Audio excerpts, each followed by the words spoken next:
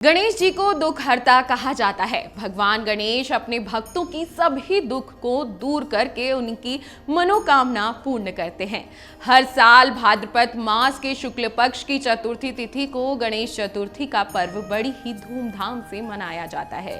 गणेश जी को लेकर आपने कई किस्से कहानियां सुनी होंगी।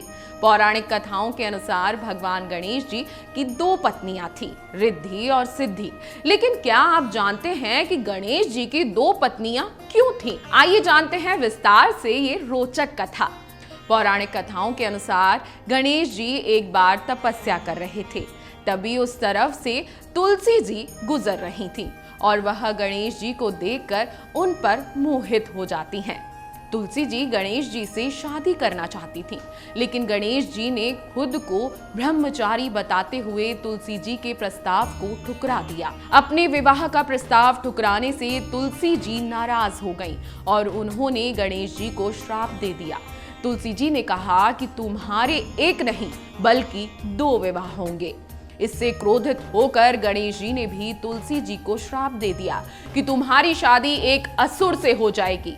यही कारण है कि गणेश जी की पूजा में तुलसी का प्रयोग नहीं किया जाता। इसे लेकर एक दूसरी कथा भी है। दूसरी कथा के अनुसार गणेश जी ब्रह्मचारी रहना चाहते थे। दरअसल वह अपने शरीर को लेकर नाराज थे। वह अपने बढ़ते हुए पेट और हाथी वाले मुख के कारण सोचते थे कि उनसे कोई शादी नहीं करेगा। इसी कारण वह ब्रह्मचारी का पालन करने लगे। कथाओं के अनुसार गणेश जी को विघ्नहर्ता कहा जाता है। ब्रह्मचर्य का पालन करने के लिए गणेश जी ने शादी में विघ्न डालना शुरू कर दिया ताकि विवाह न हो सके। इन सब के कारण बाकी देवी देवता गणेश जी से परेशान हो गए और वह सभी ब्रह्मा जी के पास पहुंचे। तभी ब्रह्मा जी के योग से दो कन्याएं रिद्धि और सिद्धि प्रकट हुईं। वह दोनों ब्रह्मा जी की मानस पुत्रियां थीं। इसके बाद ब्रह्मा जी इन दोनों पुत्रियों को लेकर गणेश जी के पास पहुंचे और उन्होंने उन दोनों को शिक्षा देने के लिए कहा। गणेश जी उन्हें शिक्षा देने लगे। ऐसे में जब भी गणेश जी के पास किसी की शादी की खबर आती तो रिद्धि और सिद्धि उनका ध्यान भटकाने लगी। एक दिन गणेश जी को जानकारी मिल गई कि सभी विवाह बिना किसी विघ्न के हो रहे हैं।